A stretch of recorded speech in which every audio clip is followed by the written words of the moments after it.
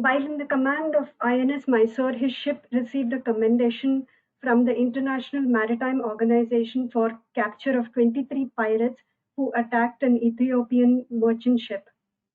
He he has several medals to his name. He was a flag officer, a naval aviation of the Indian Navy, concurrently holding charge as the flag officer commanding Goa Naval Area, chief chief of staff at the unique joint service headquarters Andaman and Nicobar Command, chief instructor Navy at DSSC Wellington. He is a fellow of Asia Pacific Center for Security Studies, graduate of Staff College, the College of Naval Warfare, and the National Defense College. He has an MPhil in Defense and Strategic Study. Admiral Pillai, it's an honor to have you on our session. Thank you. Over to you. Thank you, Sandhya. And firstly, let me thank the Bangalore Apartments Federation and Sandhya Bhatt for organizing this talk. In my view, this is an extremely important talk because it is essential that every citizen in the country knows their military, knows how they function, and there is a collaborative role that is required to be carried out between the civilian populace and the government at large and the Indian military. So I am focusing this presentation to get across to a cross-section of audience from the knowledgeable to the not so knowledgeable. So what I will do is I'm going to take my presentation into two parts. In the first part, I will quickly run you into certain aspects of civil-military relations. This interface between the government, the civilian populace, and the Indian military. And thereafter, I will take you on to give you small glimpses of the Indian military, and with the purpose of hopefully motivating young people to join the military, and those who cannot join the military or who have other career options, we would seek to engender in them support for the Indian military, which is essential, which is extremely crucial in any country. So with that, my talk is on the Indian military and about knowing your armed forces.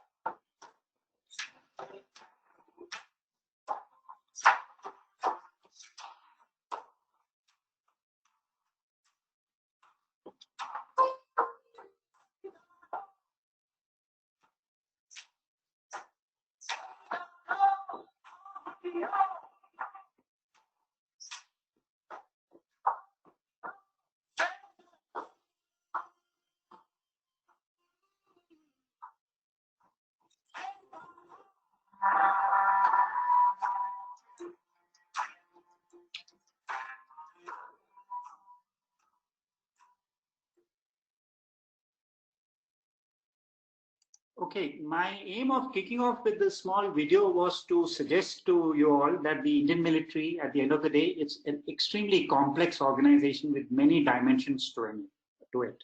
So before I get on to getting you to understand some of that, let's first take a quick look at civil-military relations, which is extremely important. That will be the first phase of my talk. In the second phase, I'll walk you through what I call Military 101, essentially a very brief and basic look at the Indian military.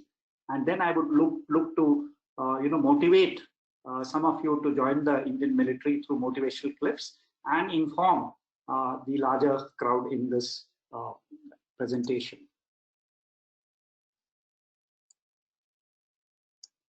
So here is a quote which has motivated many people. It says, "Our flag does not fly because the wind moves it. It flies with the last breath of each soldier who died protecting it." Now, this is something that is very clearly understood among educated audiences, especially in the developed world. They have been, directly, the entire families have been ravaged and affected by wars. So this is something that they uphold as very dear within those systems, and we need to be doing likewise. Now, when one looks at national security in its broader perspective, there are various dimensions to it. I'm not going to look at it from a comprehensive security point of view, but I'm going to be largely focusing on military security. If this is going to be my focus area. Sandhya mentioned in her opening talk about how the Indian military plays a role when it comes to external aggression. But what has happened over the last couple of decades is that the Indian military has also been playing a large role in internal security situations. There are various situations, whether it's in Jammu and Kashmir or in the Northeast, the Indian military has been playing a role. But then this internal security is largely a police function, and if you see the Red Belt, where Naxalism is rampant in India, there the Indian military is not in any significant manner. It's largely handled by the central police forces and the state police forces. Situational securities are things which come up on and off. It could well be the tsunami kind of a scenario where also the Indian military has played a role, but largely this talk is not going to look at these other aspects of security, but I'm going to focus on military security per se. Now, when you talk about the Indian Armed Forces, we are talking of the military forces of the Republic of India, at least in the context of this presentation. Now, when you talk about the Indian Armed Forces, it consists of the 3 professional military services. They are professional, they are fully volunteer professional military services: the Indian Army, the Indian Navy, and the Indian Air Force. The Indian Armed Forces are supported by some additional paramilitary forces like the Indian Coast Guard, which also comes under the Ministry of Defense, the Assam Rifles, and the Special Frontier Force. There has been some talk about putting this Assam Rifles, which is currently under the Ministry of Defense, under the Ministry of Home Affairs, but that discussion is ongoing, and currently, as I understand, it still remains a part of the Indian Ministry of Defense.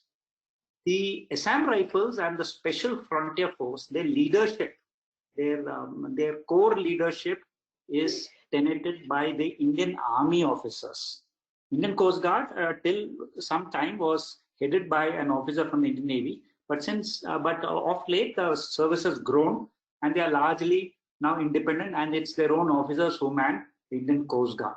In wartime scenarios, the Indian Coast Guard, the Assam Rifles, the Special Frontier Force would come under the operational command of the Indian military. So this is the system which we have as far as military forces are concerned. In addition, the armed forces also consists of the Central Armed Police Forces, and they too do a very, very great and very important job in our country. They are the Border Security Force, the Indo-Tibetan Border Police, which largely polices the Chinese, our line of actual control with the Chinese, and what is called the Sahastra Seema Bal. This is a third border force, which all 3 coming under the Ministry of Home Affairs. The third one looks after the border with Nepal and with Bhutan largely. Then you have certain other specialized forces like the National Security Guard, which originally was raised for an anti-hijacking role.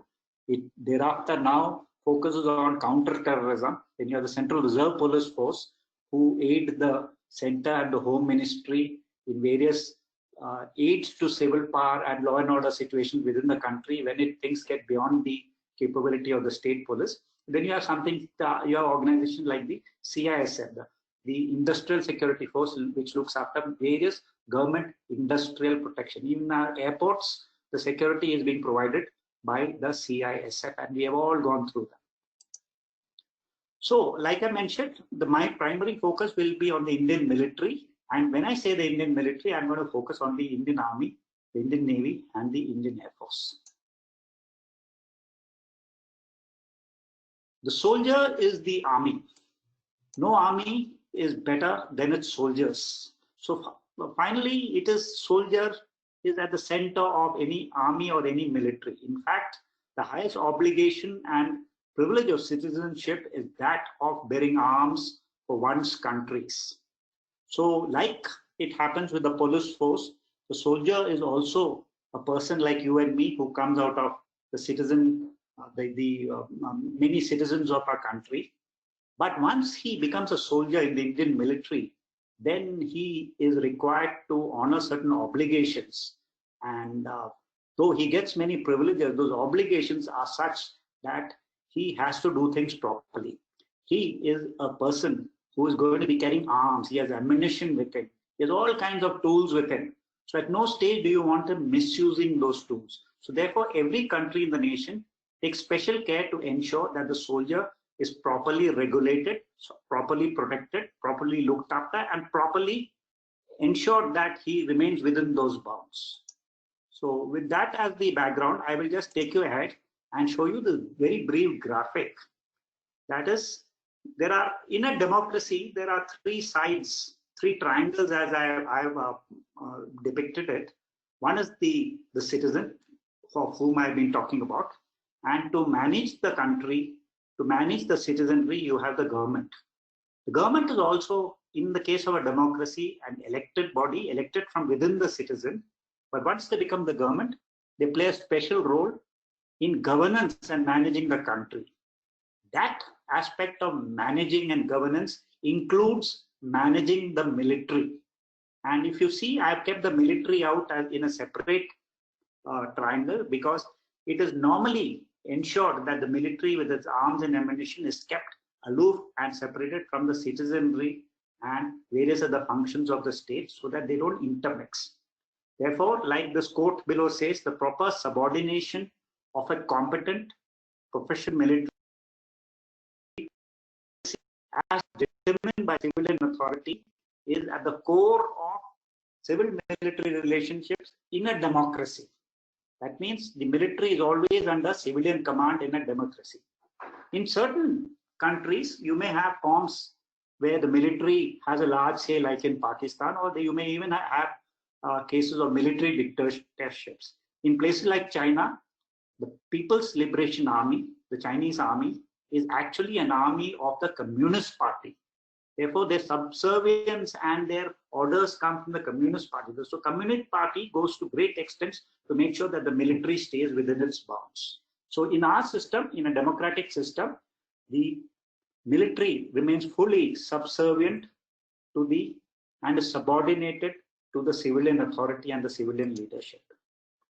Now that said, since the military has a certain unique role, there are also certain unique features of military officers. The first one is the military officer, he or she gets their commission, that is the orders to serve from the president. The president is the supreme commander of the Indian Armed Forces in India. Defense officers are commissioned by President of India. They derive the authority directly from the sovereign power. Unlike other government servants, a commissioned officer exercises civil and judicial authority and command over his or her soldiers. When I say commissioned officers, I am talking about a person who has received the president's commission.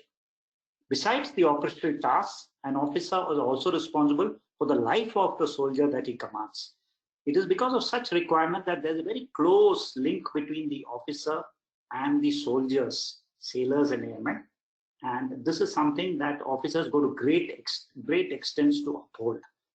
Because if this relationship is fractured or if it becomes weak, then it becomes very difficult for the officer to get the soldier to perform as he would, especially in wartime.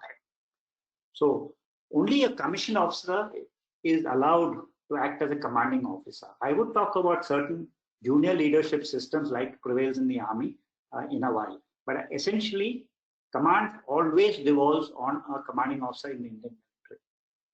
Now, while a civil servant takes oath of allegiance to the Constitution, a commissioned officer takes oath to serve the country and go anywhere by land, sea, or at the peril of his or her life.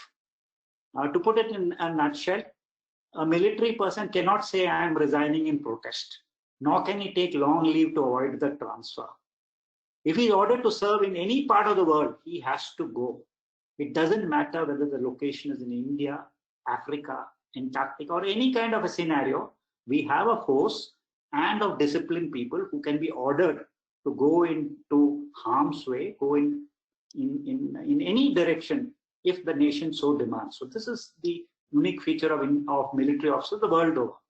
An officer cannot proceed on leave on his own. He can't avail sick leave also on his own. Because if he does all this, he immediately it becomes a disciplinary issue under the various acts, the Army Act, the Air Force Act, and the Navy Act. And that's how the structures are created. Now, another unique aspect of the the military officer is that as per Article 18 of the Constitution, the defense officers are permitted to prefix their ranks before their names, even after retirement. Like in my case, I continue to call myself Rear Admiral Sudhir Pillai, though I have retired, and I have a suffix which says retired. This is a special privilege under Article 18 that is extended to military officers and even to certain academic distinctions. So this must be understood. This is a special privilege which is only given to military officers. Even civil police officers don't have this this particular privilege as per the Constitution. So this is another reason. This is another aspect which is put in place to uphold the honor, the ethos of the Indian military, so that he functions the way he is required to do in scenarios which may even lead to his loss of life. So like they say, the rank never retires, the officer does. Now, as far as fundamental rights go, we are all very aware of our fundamental rights. But when it comes to the Indian military and even certain police forces, certain fundamental rights are abrogated. To ensure discipline and efficient discharge of duties by armed forces personnel, Article 33 curtails the following 4 fundamental rights. So the Indian military person does not have a freedom of speech. He does not have the right to form associations. He does not have the right to be a member of trade union or political organizations. And he does not have the right to communicate with the press and attend public meetings or demonstrations. Please understand the reason why the Constitution so provides. While such strictures are laid down, there are a lot of privileges also extended to the Indian military, so that in the absence of these kind of fundamental rights, there are certain other rights, obligations, and responsibilities that are bestowed on them.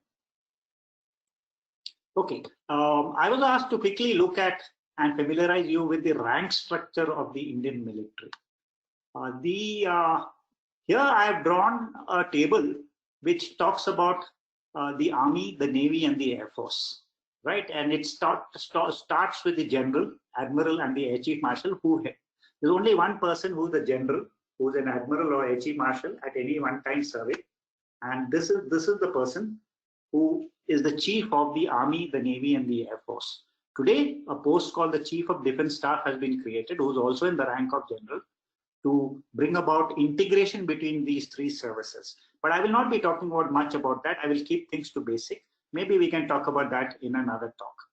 Then you have the Lieutenant Generals, Vice Admirals, and the Air Marshal, the Major General, Rear Admiral, Air Vice Marshal. These are all flag officers. Then you have the Brigadier, Commodore, Air Commodore. In the Air Force, the Air Commodore also has the status of a flag officer. Then you have Colonels, Captains, Group Captains, Lieutenant Colonels, Majors, Captains, Lieutenants. These are all commissioned officers, and command at each level, even to a Lieutenant of the Army, devolves at some level where he commands some troops in certain actions. The Captain in the Navy is equivalent to a Colonel or a Group Captain. The commanding officer of big ships are captains, and even a commander could be a captain, but he's always called a commander of a ship. So this is the rank structure in very general term, in a very broad term. In many other military, the brigadier is also called a brigadier general, but in our case, the general officers start from Major General, goes up. Besides this, there are certain wartime, ranks which are bestowed on people for life, like the Field Marshal, and we recently had the Marshal of the Air Force. So those are special. There has never been Admiral of the fleet created in independent India. So the Navy has never had Admiral of the fleet, but we've had an Air Marshal here. We've had a couple of people who've been Field Marshals in the Indian military. The midshipman is a unique rank in the Indian Navy. After 3 years of training in the Indian Naval Academy, for 6 months he becomes a cadet. That means 3 years of training in the Indian Naval Academy, and 6 months after that he's a cadet. Then he becomes a midshipman. A midshipman is a halfway rank between a cadet and an officer. The ranks of second lieutenant and pilot officer, which existed earlier, have since been put in abeyance in these two services, that is the Army and the Air Force. So there is a slight difference here. And if you want to know more about this, there is enough on the internet. There are YouTube videos, there's so much on Wikipedia that one can get into. This is the rank structure of the junior commissioned officers and the non-commissioned officers. You will notice I have also made separate distinction between JCOs, NCOs, and senior sailors and warrant officers. Now, in the Army, the system of Subedar Major, Subedar, and Naib Subedar is a unique set of ranks that you will find only in the armies of India, Pakistan, and Bangladesh. The Risaldar Major are in the cavalry and the armored regiments. That means the Subedar Major in the armored regiment is called a Risaldar Major, Subedar is called a Risaldar, Naib Subedar is called a. So these are the junior commissioned officers. They also receive a commission, but that commission is signed by the commanding officer of the particular soldier. And these people, the Subedar Major and the Naib Subedars and Subedars can even be platoon commanders in various scenarios. That means they can actually command men and take small little platoons into action. The Havaldar, Naik, Lance Naik, Sepoys are all non-commissioned officers, and Sepoys may be variously called as rifleman, gunner. In the cavalry or the armored corps, he may be called a Savar. This is usage from Mughal times, which is their equivalent in the Indian Army even today. Now, when you look at the Indian Navy, these are gazetted grade B officers, but they are called senior sailors in the Indian Navy. The Master Chief Petty Officer first class, second class, Chief Petty Officer, Petty Officer. The Petty Officer is also a senior sailor, whereas his equivalent, the Havaldar in the Army, is not a JCO. Then you have the leading seamen, seamen first class, seamen second class. Now, based on trades, the names here can vary. It may be a leading mechanician, it could be a leading electrical mechanic, etc., etc. But in general, there's a first class, second class, and a leading. In the Air Force, there is something called warrant officers who receive a warrant. The master warrant officer, the junior warrant officer, and the sergeant. The sergeant also, like the petty officer of the Navy, is a senior NCO. These are all senior NCOs. But these people hold warrants. And then you have the non-commissioned ranks here, the corporal, the leading aircraftsman, and the aircraftsman. So this is in general the rank structure. I will not get into comparing them with the police structure, though there is some kind of an informal rank relationship, but they are more functional than a strict, protocol-based relationship. Okay, now coming on to the motivational bit, the question that some of you must ask yourself, especially those who want to join the military or who aspire to join the military, the question you have to ask is, do you have it in you? Now, when I say, do you have it in you, I'm not talking about it from a physical sense or an intellectual sense. It's about that attitude, the drive. Soldiers, when committed to a task, can't compromise. It's unrelenting devotion to the standards of duty, courage, absolute loyalty to others, not letting the task go until it's been done.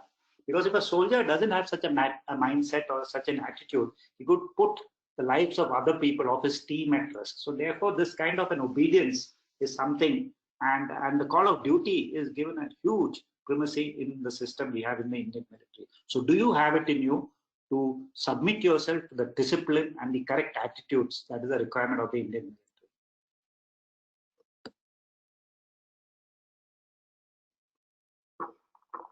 I really like cars. So just 2 weeks into the job, they gave me a company car. A big company car. It's got 14 wheels and quite the ground clearance. It can go pretty much anywhere, but it's not the easiest thing to park. The acceleration is decent. The handling is safe. The engine noise is deafening. AC. Well, you can't have everything. But you know what? I love the car. We are India's most exciting work. We are making you an offer. The Indian Army.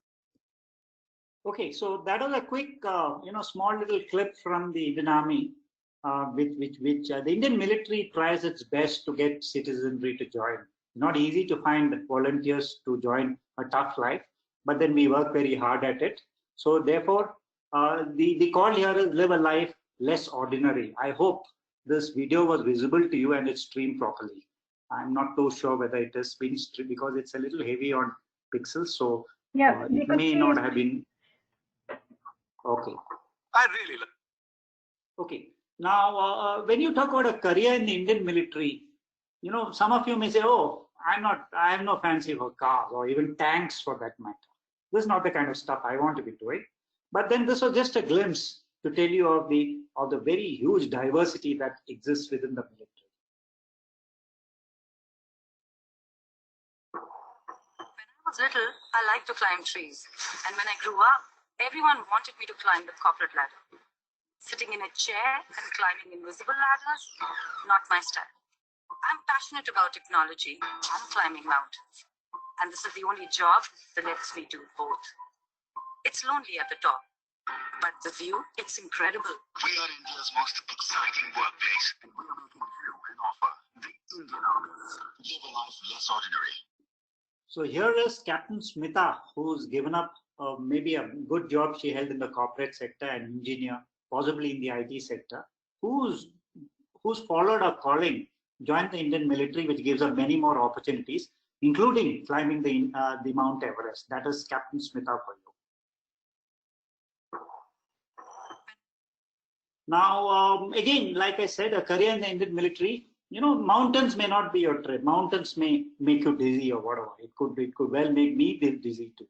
So, like I mentioned, there are various options, and here I have listed out for you branches and specializations within the army.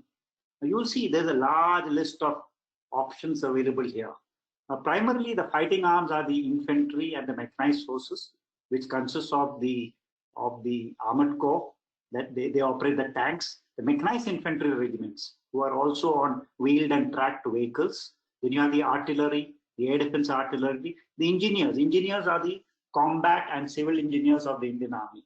They are the Corps of Signals who manage the communication, and Army Aviation is also an arm by itself. So these are what you call the arms. Some people call them the fighting arms, some people call these the supporting arms, but essentially these are all the arms. As distinct as the arms, you have the services. Army Service Corps, which looks after a lot of the logistics. The Army Ordnance Corps, which looks at the, not just the armament and all, but even uniforms and things like that. The Corps of Electrical and Mechanical Engineers, they do the entire maintenance for the entire Indian Army, including for Army Aviation. So you will realize that when these arms go into battle, they have to be fully self-contained. They cannot afford to take a vehicle or an aircraft for support from some. So it's fully supporting the services that are available. The Army Medical Corps. The Army Medical Corps is the joint corps. It's actually an armed forces medical corps. So a person wearing an army uniform can well end up wearing a naval uniform at another time, and vice versa.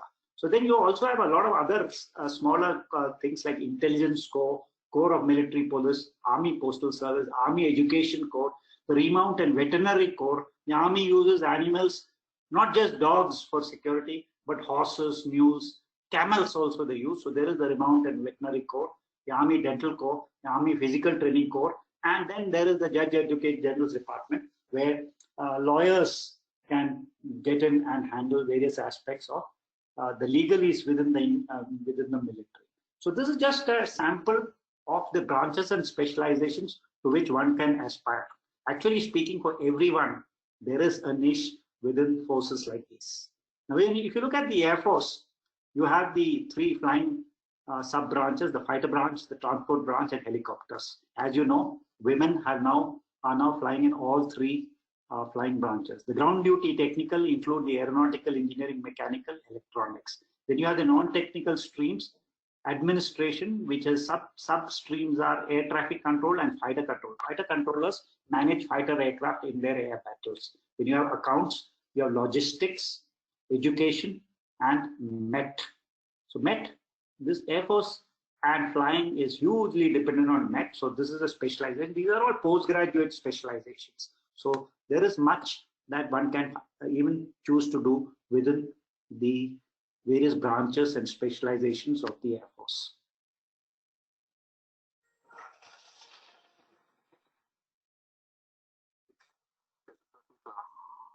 Signed up for the 9 to 5.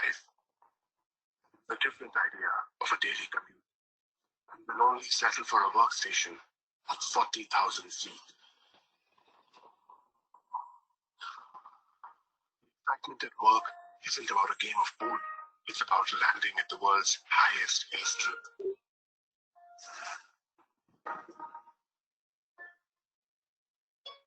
Here, the incentives are different. The Indian Air Force is not a job. It is a way of life.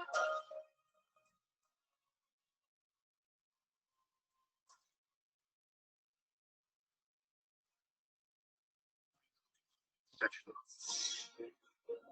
The ones about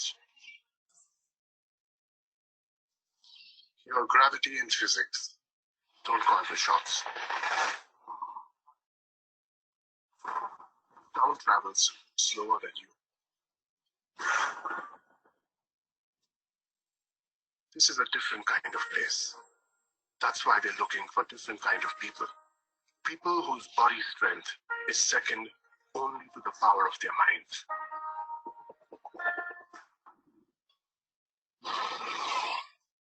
For whom excellence is not a job, but a way of being, be it in the sky or on the ground.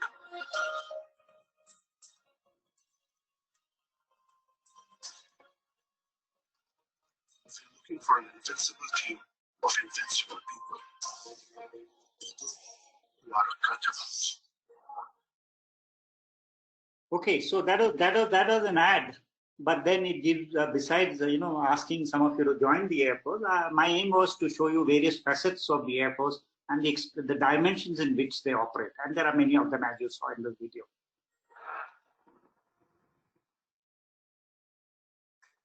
It's a certain class. Okay, when you come on to the Navy, you see the various branches of the Navy here. The Navy is organized into the executive branch and the technical branches. In the executive branch, you have the general service branch, who are the people who man the ships. They specialize in things like navigation, direction, gunnery, anti-submarine warfare, communications.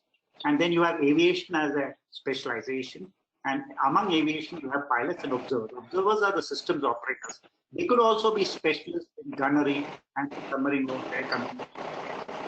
Similarly, submarine branch officers also can be specialized in gunnery, anti-submarine warfare, navigation, direction, and communication. Then you have diving. You have various diving cadres. You have deep sea divers. You have clearance divers who do mine clearance. And the Marine Commando Force is something which also emerges largely from the diving branch. The Marine Commando Force, incidentally, besides serving the Indian Navy, also serves in places like Jammu and Kashmir among the insurgency and anti-terror scenarios. Then you have the hydrographic branch, where the nation's hydrography is done by the Indian Navy. The chief hydrographer to the Indian government is from the Indian Navy. So this is another specialization that we have within the executive branch of the Indian Navy. You also have certain sub-cadres that who look after law, air traffic control, naval armament inspection. This is a highly technical one, this is a unique organization to the Navy. The other two services do not have this. These are uniformed people who are all MTechs and look after naval armament inspection. Then you have information technology and the logistics branch. The engineering is another branch after the executive branch. You have the electrical branch. Electrical looks after weapons, radars, and various other power generation systems on ships, submarines, and various places. You have sub-cadres of electrical and engineering branches who will look after aviation, who look after submarine. Then you have the education branch. IT actually comes under the education branch, and you also have specialists in meteorology and oceanology. And like I said, these are also postgraduate posts. Then you have music. The Indian Navy is world renowned for its central band who plays across the world. So even if you are a musician and if that is your fancy, there is a place for you in the Indian Armed Forces and in the Navy. Then yes, the law is there. Law, besides looking at discipline and the act-related functions, is also looking at international maritime law. The huge role that JAG officers play in this regard. A glimpse of the Navy.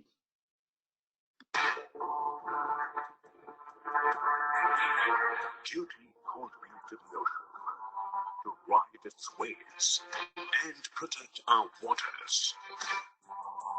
To prowl beneath its surface and seek the enemy. To take wind from the waters and attack from above. In return, the ocean gave me opportunities to discover capabilities I never knew I had. To inspire me for battle. To earn the respect of my country. The Navy gives you all. So here was a glimpse of the Indian Navy, a three-dimensional force, not just on the surface flying ships, but flying in the air and even operating submarines under the water. Okay, that was a brief glimpse into the three armed forces. There was a view in the past that this is all a man's job. Ladies don't have a role in such scenarios and all, but that's far from true.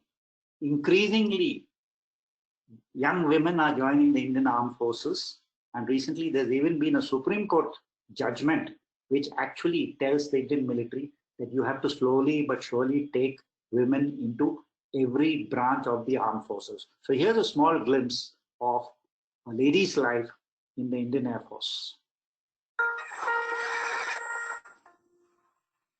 एक लड़की हूं मैं, धमाकों से डरना मेरी फितरत है, पटाखों से छुपना मेरी आदत है। इस तेज रफ्तार में कहीं पीछे रह जाऊंगी, आसमान की ऊंचाइयों से घबरा जाऊंगी, नौकरी का वजन कहाँ उठा पाऊंगी, एक लड़की हूं ना, हार मान जाऊंगी, अपनी हसरतों को मारकर एक लड़का जन्मूंगी, किसी और की खुददारी पर बढ़ के झपकाऊंगी, बराबरी के सपने देखूंगी तो तोड़ दिए जाएंगे, ख्वाहिशों को पर लगाऊंगी तो काट दिए जाएंगे। एक लड़की ही तो हूं, वो लड़की जो घर बनाती है और घर बचाएगी। So equality in the skies in the Indian military is here to stay. Okay, the days of the past are gone, and you will find ladies are not only as competent as the men. In many areas, they are so much more competent, bringing in very fine attitudes which the Indian military leads. So even if you are a lady, or your daughter or your sister aspires to join the Indian military, encourage them. There is a place for you with all your different specializations and choosings. Okay, I'm coming to the end of my talk, but I just thought I would remind you of the huge sacrifices that the Indian soldier has made for India per se. Now here is a photograph of Colonel M.B. Ravindranath. I flash his photo and a brief bio of his because he not only was a good friend of mine, but he's also a person who was here with us in Bangalore till he passed away in 2018. But look at this man, this colonel from Bangalore and what he did. Colonel M.B. Ravindranath, born 1959. During Operation Vijay, Colonel Ravindranath, commanding officer, 2nd Rajputana Rifles, was tasked to capture the strategic heights of Tololing Point 4590 and Area Rock in the Dras sector. Colonel Ravindranath personally led the assault and was instrumental in capturing the area. He led from the front in the face of the enemy and was awarded the Veer Chakra. Now, why I mentioned Colonel Ravindranath is that he's called the conqueror of Tololing. And where is he from? Originally from Davangere. He later moved to Bangalore. His family still stays in Jayanagar. He was somebody like you and me who's gone on to get the highest glory and earned a Veer Chakra and winning Tololing back for us from the Pakistanis. So this is just to motivate you all, and I would ask each one of you that there are many like him who go in harm's way, who give their lives up, who fight till the very end, and you must remember your braves. This is something that we as citizens, we need to always keep in mind.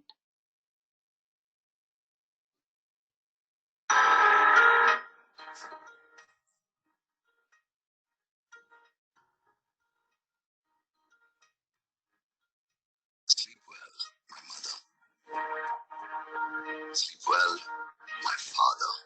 Another beautiful dawn is on its way. Sleep well, my sister. Sleep well, my brother. There are still stars in the sky. Sleep well, my daughter. Sleep well, my son. May all your dreams be sweet. Sleep well, my mother. While I watch over you from far above, me and all that I love.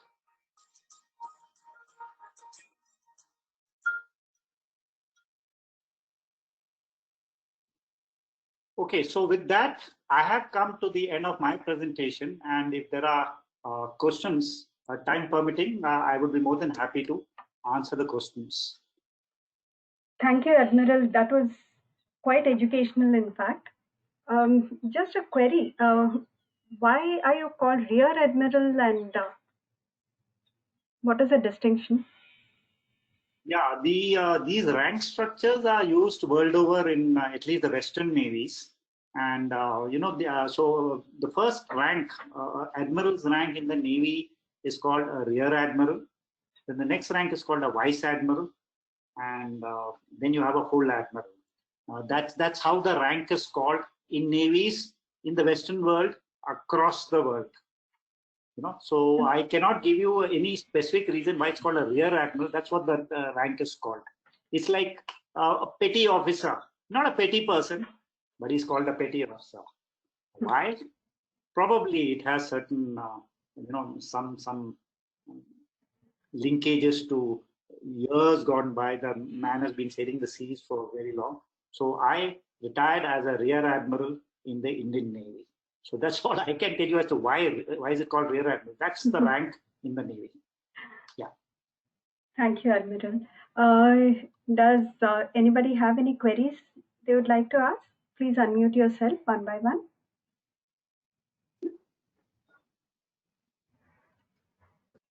Hello? Yeah, I can. Arun Kumar, you are talking, then I will wait for some time. Hello? Oh, okay. Sure. Thank you, sir. Yeah, Thank you. Yeah, go ahead.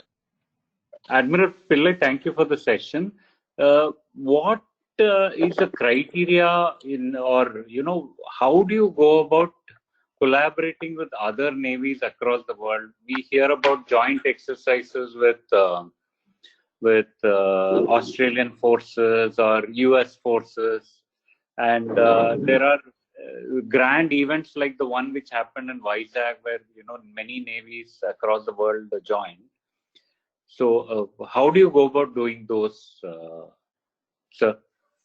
Yes. So that's a very good question, because as you know, the world is largely consisted of oceans. There's more water surface than lands, and navies from across the world ply on these waters. So in a day-to-day operation, we come in contact with various navies in the seas in which we sail.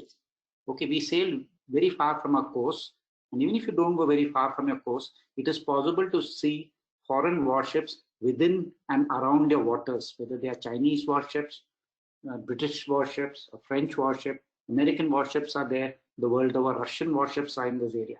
So we do come across each other in our day-to-day work. Having said that, we have certain collaborative arrangements by which we can talk to each other, we can communicate with each other. There's some kind of a commonality also built between us. There are formal organizations at the highest level. For example, in naval headquarters, there is a rear admiral who looks after foreign cooperation and intelligence. So there is a very formal interface that takes place between militaries. It was a flag showing role of the Indian military. And besides the diplomats engaging with people across the world, the navies also engage with each other. Now, this kind of a collaborative arrangement is needed because there are just not enough ships and aircraft at sea. So it is a collaborative coming together with which the seas are policed, the seas are kept open. It's called the global commons. And in this whole issue that you hear about China and the South China Seas, It is about China trying to exercise sovereignty over a large and very important part of the world, that is the South China Seas, through which a lot of commerce and trade flows. And the larger worldview is that such restrictions should not be imposed by China. These are the global commons. It's extremely important for trade to flow. So this is how navies function in, I would say, certain benign functions, in their certain non-war-like functions. So we do collaborate a lot. There are very formal mechanisms. We train with each other. We operate with each other. There are some equipment commonalities we work out. There's an organization called HOSTAC. HOSTAC is an organization which even works out the details by which, say, a helicopter from the Indian Navy can go and land on, say, a ship of the US Navy. So it's a huge collaborative mechanism at sea. That is how this happens. Thank you. Yes. Admiral sir, I am Professor Lakshman. I am 73 years youngster, and I really enjoyed your presentation, sir. You took us a real trip of the entire armed forces, and I would like to say 2 minutes about me, sir. I wanted to join Army, and I was in the NCC under officer, and I attended Republic Day Parade in the year 1966. Representing 7th Madras Battalion, and Tamil Nadu and Pondicherry, we got the award also at the Republic Day Parade. But unfortunately, the Service Selection Board Bangalore, I was rejected on a medical ground with ear infection of CSOM, left with perforation. But that life of mine, it still lingers on me, and I continue to maintain a large mustache.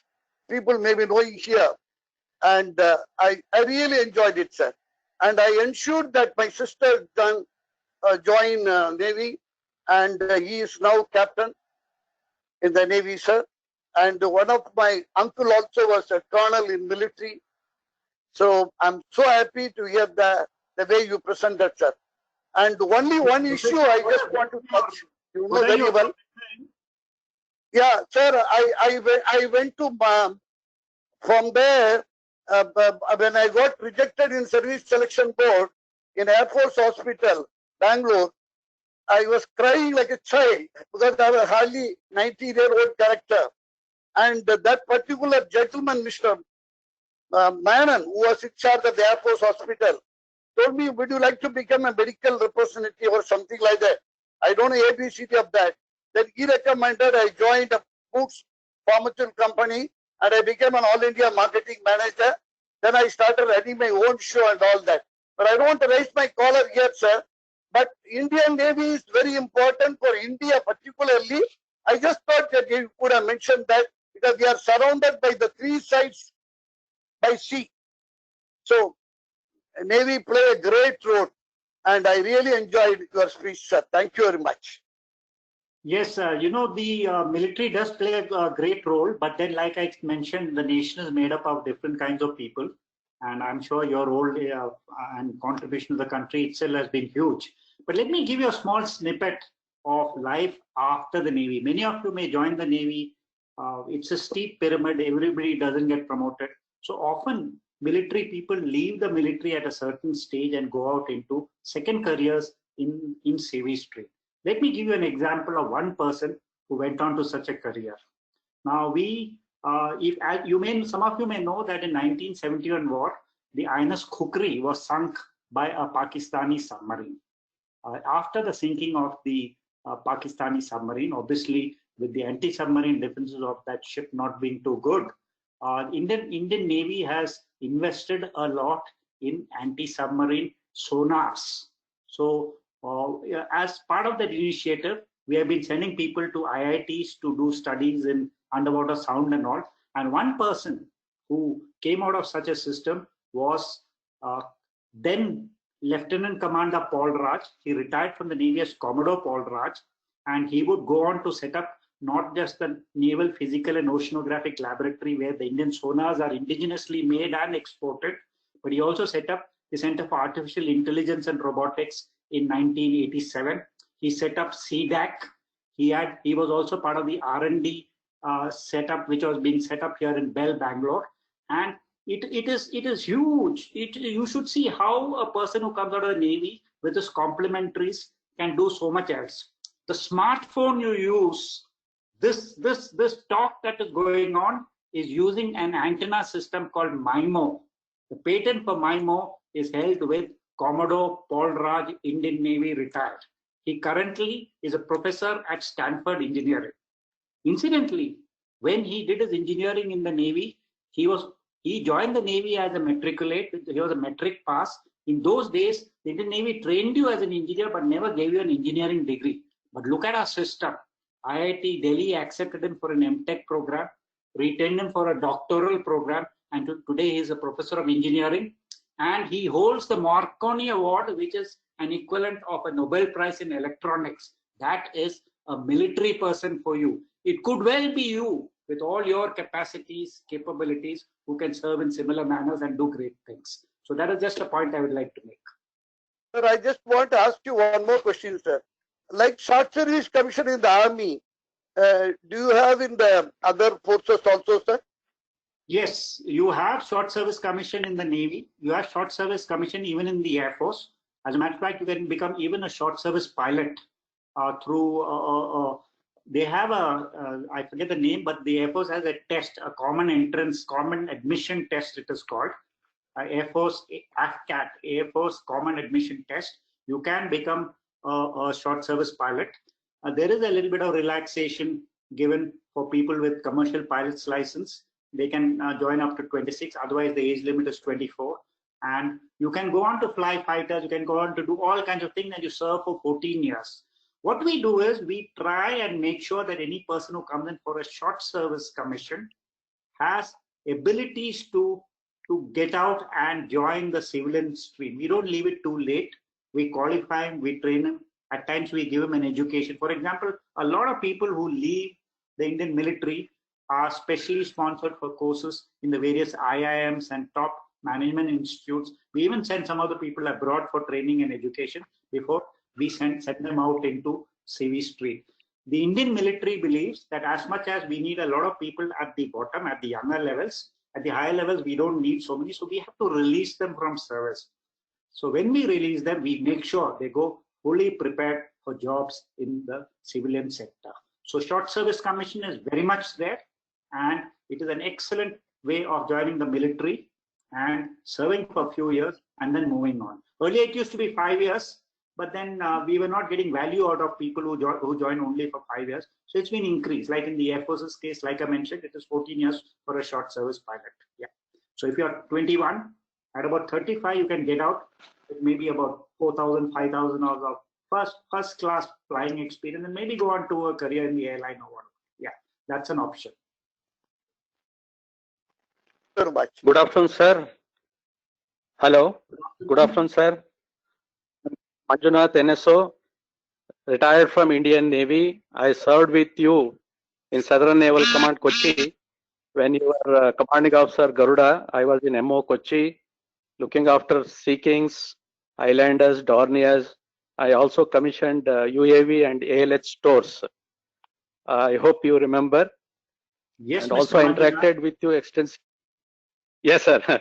I also interacted with you when you were, I think, Commandant Wellington College from MO. I have a small request, sir. I know that your presentation was mainly based on the military aspect, especially uniformed personnel, if I'm not wrong. Yes. My request, Navy is a very unique force among all the three forces, which comprises of 40% of civilian forces. Like the previous person asked a question, even if he misses out to join armed forces in uniform, he can very well join Indian Navy as a civilian also and still be part of the major operations and serve the nation. Like I joined INMMS, Indian Naval Material Management Service. There is Indian Naval Armament Services also, which recruits people through UPSC. So if you could kindly add a bit of this into your presentation, I think it will further widen the perspective of the aspirants. It's a request from my side, which you may consider.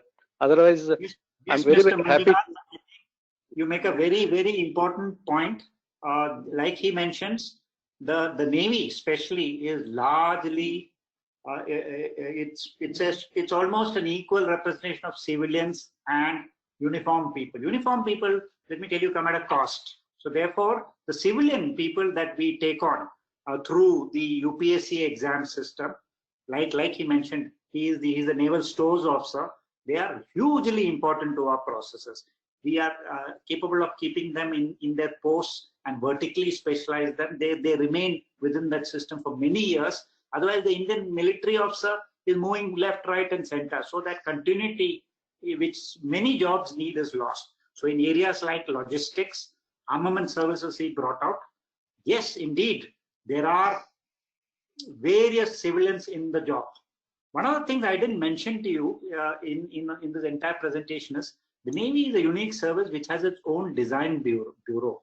So for that design bureau, we train our own naval architects. We take engineers with a graduate degree in engineering, move them to IIT Delhi for a postgraduate course in naval architecture.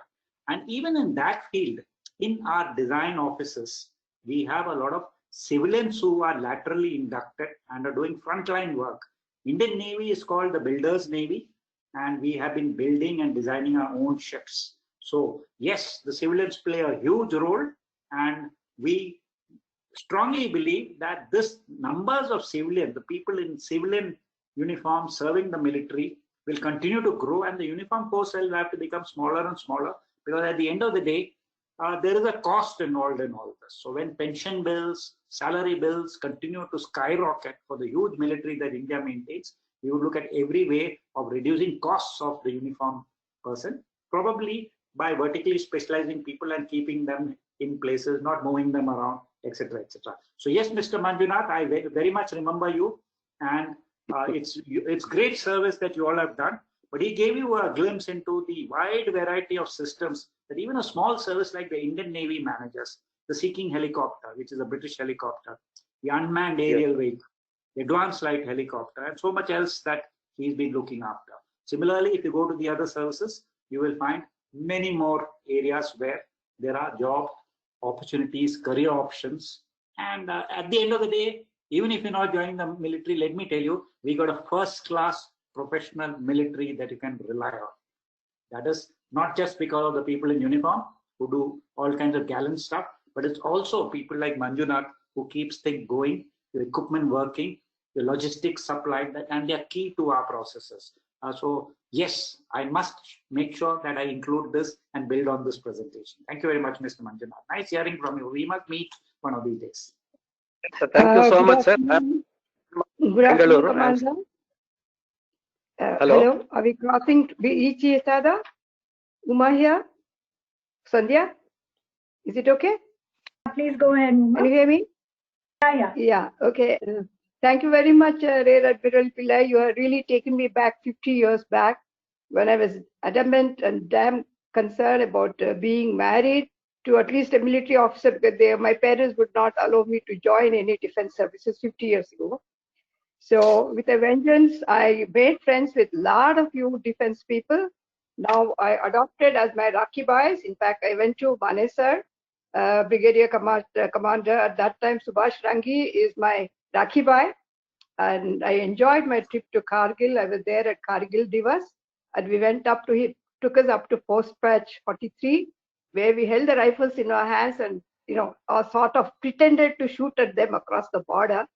And we visited all the dens where all your colonels and commanders, everybody sits right down, and we take a lot of eatables, and they really enjoyed. I love the camaraderie.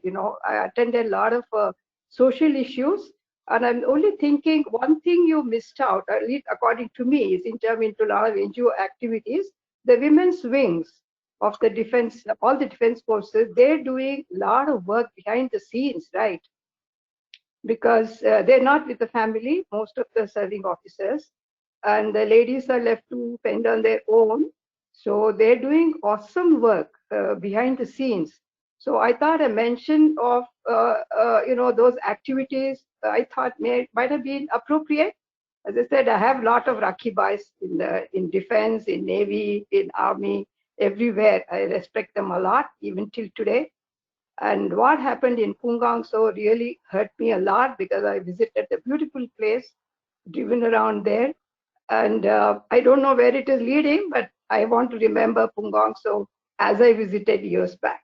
Thank you very much. You really took us down, and I enjoyed every minute of your presentation. Thank you.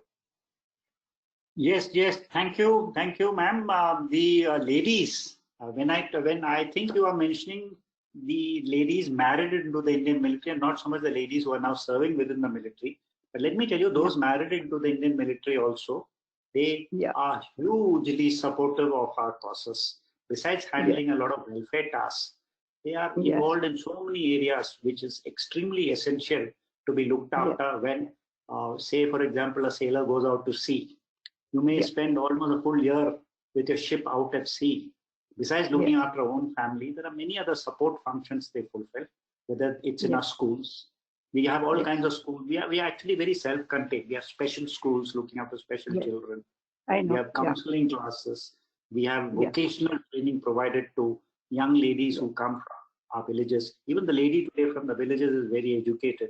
So it is a system we have. The Naval Wives Welfare Association is a registered body who do yeoman service, and the Navy is always looked at, not just the Navy, the Army, the Air Force have always looked at it as an adjunct of the military service. Extremely important as a leadership tool that we use and we cherish. I think the contributions of the ladies to the Indian military as a family has been huge, especially in the Army, where take so many casualties, the ladies play a huge role. Tough and very caring. Thank you. I think you make a very important point. Thank you, because being a lady and being denied to be in defense services, I thought at least a mention of the contribution that frontline, like the frontline warrior, ladies are also behind them. They forego a lot of comforts, if they're posted frontline, there is sometimes in non-family station areas. So I just thought I could bring this so that in your presentation, if you can just make one line about ladies, we all will feel very happy. No, Sandhya? Yes. My wife is listening. She also says thumbs up. Good. We shake hands on that at least. Thank you very much. Thank you.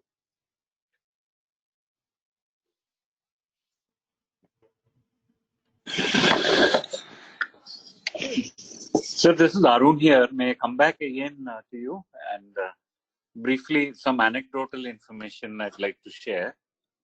My grandfather retired as Chief Engineer Southern Zone, and prior to that, he was instrumental in he was part of the military engineering services and instrumental in the construction of the National Defense Academy at Karakwasla. And next time you go there, you might find his name on one of the plaques out there. That is one. My father was an architect in the military engineering services again, and some of the India-Sri Lanka related projects, he played a major role, and in some airports also he's played a role. My father-in-law early retired from Corps of Signals in the Army, and he was part of the group which welcomed Dalai Lama secretly in 1959 at Tawang. I personally have gone through 2 rounds of selection board, Air Force selection board at Mysore, and the service selection board right here in Bangalore also. I didn't qualify, but those are all great moments, to share and talk about.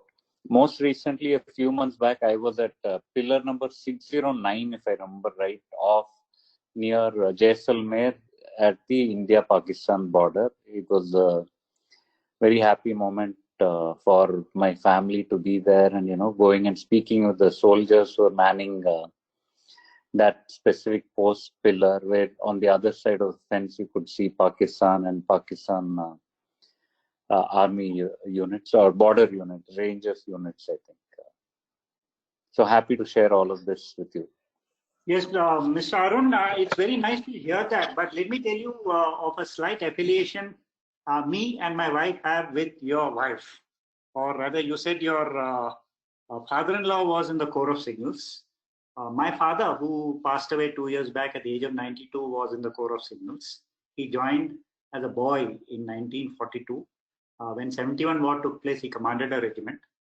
My wife's father was also from the Corps of Signals. He retired as a brigadier. He's 90, Halen Harty, and he also commanded a regiment during 71 war. And I have two brothers. As a matter of fact, we were three brothers and one sister. All three of us went into the NDA. Of the two brothers, one of them retired from the Corps of Signals as a Major General. One retired as a Major General from the infantry. And the joke goes that the fourth one in our family, my sister, she would have also joined the military and the NDA if she was allowed at that stage. So we have a very close affiliation with the Indian military. But I appreciate what you say. The military engineering service, etc., has played a huge role in not just building defense infrastructure, but in nation building. Tremendous capacity, civil engineering capacities, whether they are ports, airports, all kind of structures they have been working on. So you have combat engineers, the engineering corps, like I said, and you also have the military engineering service, which is largely civilian in structure, but has some amount of uniform people also interfacing. So it's a huge world within the Indian military. And I think this is a place you must explore a lot more. In Karnataka itself, if you venture out, you get into your car and drive out after COVID. If you go to Karwar, Karwar is a huge naval base created by the Indian Navy. It is among the top bases in the world. Go take a look at it. Another place you should go and take a look at is the Indian Naval Academy, which is in Ejimala in Kerala, in an extremely beautiful part of Kerala. And so there are a lot of infrastructure that's got created around it. The Air Force, the Army have similarly created. There's so much for our citizens to know about the Indian military. It's huge, it's big, and it's something that we all need to collaborate with. Sir, I have been to both Karwar and Erimalai from the outside. Didn't get entry, but proud to see that entire space out there. Both these places. Thank you, sir. Are civilians allowed in these places? How does one actually get a pass or whatever to go and see? So typically what happens is, though, the effort is to, because of security reasons, to shut down everything and close up. But typically every military has to engage with the civilian populace, and we open up all these spaces periodically for people to visit. If you have to visit as a family, say go to Karwar, and typically there will be a system of taking permission, getting approvals, and then going in. There are a lot of security related restrictions that have come up, but these are amazing places. They are engineering marvels. As a matter of fact, the Karwar Naval Base has been designed by a global consortium, and it's a base that I think we can be very proud of. How does one apply for a pass though? For the time being, I think you'll have to get in touch with me, but I'm sure there will be a system by which one should be able to get you to visit the place if you so choose. Okay, thank you.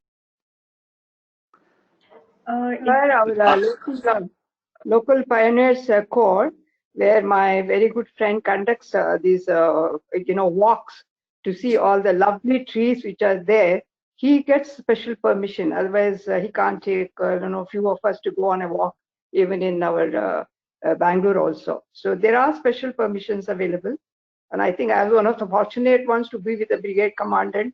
So I think we got a green pass. Otherwise, I don't think we would have gone really anywhere else without him. Yes, the various military spaces, I would say, including Bangalore. You may not like the military sitting in the center of Bangalore, but they are the reason why Bangalore is green in various areas. So yes, the environment and military are close interfaced. You heard of something called the Territorial Army, where even citizens join and serve a few months every year, and in wartime play a role with the Indian military. There's also something called ECOTA, a Territorial Army unit which actually works to restore ecology where ecologies have been destroyed. So the environment and the military are also closely interfaced. We play, for example, the Navy plays a role with, and the Coast Guard plays a role with turtle nesting and eggs and whatnot. So there are various areas where the Indian military is involved. We try and remain extremely responsible when we go about doing things rather than destroy the environment. But that's a role we play. Yes, the Pioneer Corps Center here is an excellent place to take a walk. The Para Center also here. Where I think you will see greenery and you may not realize you are within Bangalore itself. No, we are very lucky to have all the defense establishment, big ones based in Bangalore, because they kept their greenery, flora and fauna. We hardly see anybody cutting down any tree in their territory. So I think we are really lucky in Bangalore to have such a lot of lung spaces. Yes. Okay. I had the good fortune. I had the good fortune also around Christmas time to, with family to get on the get a tour of the frigate INS Sahyadri. This was at Visakhapatnam. Yes, Vizag also is awesome. Yeah, they all are very big naval player. These things, right? Vizag also is one of the big ones. So even in Goa, what we have visited also, that's also quite big, I thought, because it's touching the sea. Goa is where the Naval Aviation Headquarters is. The airport where you land and go to Goa is actually a naval. It's called INS Hansa. Correct. Because when I first got married, when we went on the honeymoon without telling my mother-in-law because she was scared to send us, we went by the steamer. 24-hour journey. It was from Mumbai to Goa. But it was fun. So that is the time when we realized what Indian Navy, how long arm it has, and we really enjoyed it even 50 years back. So now I'm sure it must be awesome. Yes. Now, I just wanted to know what happens to the families. I know there are a lot of our own friends who are martyred, their children and all that. So the families get the equal opportunity to use the canteen stores and the children's education and all that. Is there any welfare program and the pensions and all that they've been getting, right? Always? Yes. We have a very established system which looks after the widows and the families of those who passed away. Even the government, as a matter of fact, within the rules and regulations, permits a lot of such facilities to get extended to the next of kin of the soldiers, airmen who's moved on. Especially the unmarried girl child, even at a late stage, she gets a lot of facilities, including, I think, hospital benefits is extended to her. So it's a full aid. We can get somebody to speak to you on that separately. But yes, the responsibility of looking after the families, the kith and kin of those who moved away is a lifelong responsibility that the Indian military tries to uphold. Okay, it's only in military, all the three services, right? They all support, no? It is extremely important for us to do that. Because one is you send people in harm's way. That trust, has to be, that linkage is extremely important. Correct. So all the three forces are at par, right? As far as all this civilian well-developed system. Yes. Okay. Thank you. Sir, Manjunath again, I'm coming in. To add to the madam's question, we have a district soldier board everywhere, in every district and in every state, which looks after the welfare of the widows or the retired service personnel. So they can approach the concerned DSSB. For example, in Bangalore, we have this at Field Marshal Karyappa Road. They do human service. Colonel Subram, my uncle was heading that. After he retired as a colonel, he was heading that. You mentioned opposite school, right? Sacred Heart School. Yes. Not just the military, but even the governments look after ex-servicemen and retired military veterans and families to great extent. For example, just to give you an example, the government of Karnataka, when you talk about property tax for one property owned by an ex-service person, the property tax paid is 2%. Oh. There are many states in the country, including Goa, where stamp duty is exempt for military persons. So there are many such privileges that are extended to military people.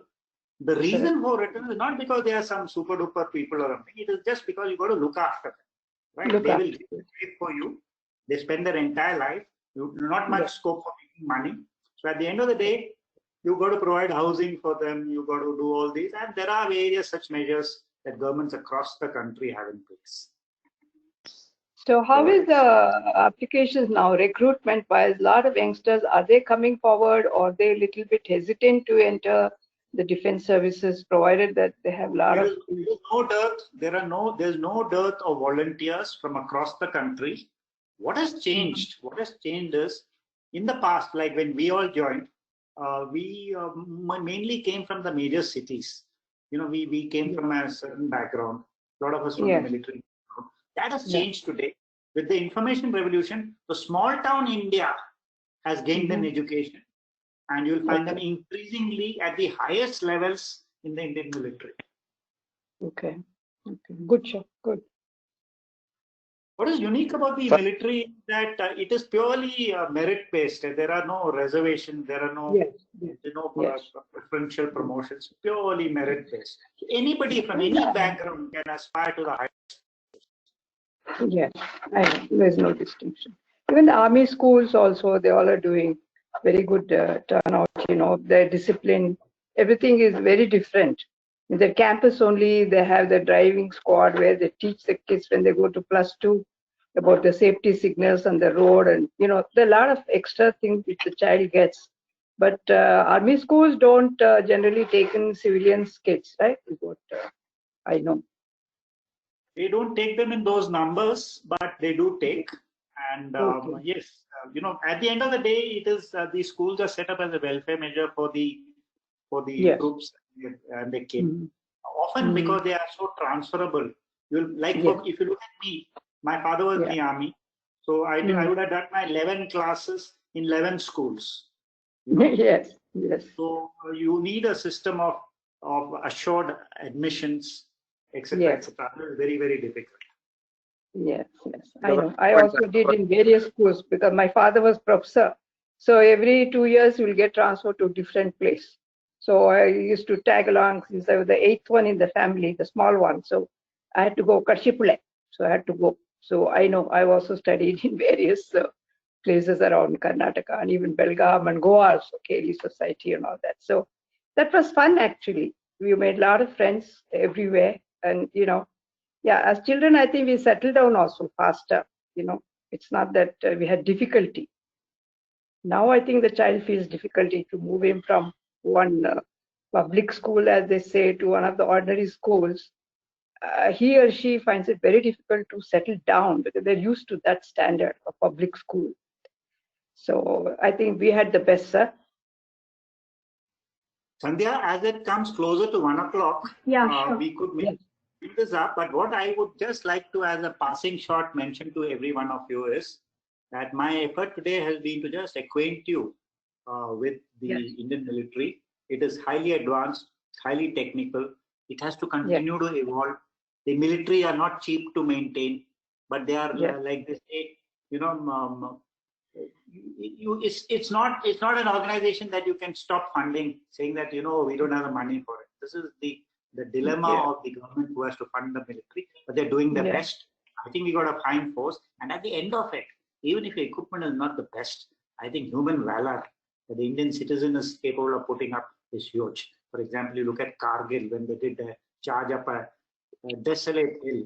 So what I would tell all of you, you must rely on your military, give them your support. They are citizens like you. They are citizens like me. They come from the same society from which we all have come. They will do their job to their best. Give them their support. Give them a little bit of a hearing is all we ask. The rest you leave it to them. I think we are the Indian military under some very fine leadership, and you can rely on it. That's all I have to say.